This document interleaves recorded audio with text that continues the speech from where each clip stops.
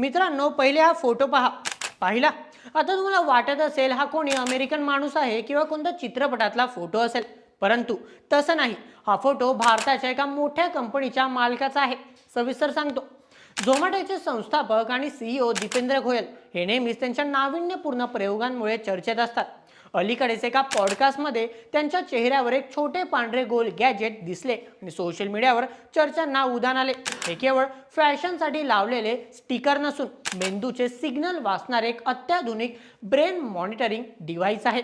सामान्य भाषेत सांगायचे तर हे मेंदूचे सिग्नल वाचणारे एक सेन्सर आहे. आपल्याला मेंदू दर सेकंदाला काही इलेक्ट्रिकल सिग्नल तयार करून देतो. हे डिव्हाइस कोणत्याही इंजेक्शन किंवा शस्त्रक्रियेशिवाय केवळ त्वचेवर चिकटवले जाते आणि बाहेरूनच मेंदूच्या लहरी टॅप करते. हे तंत्रज्ञान पूर्णपणे नॉन इन्व्हेन्सिव्ह आहे, म्हणजेच यामुळे मेंदूला कोणतीही इजा होत नाही. यावर तुमचे काय मत मित्रांनो, आम्हाला कमेंटमध्ये नक्की कळवा.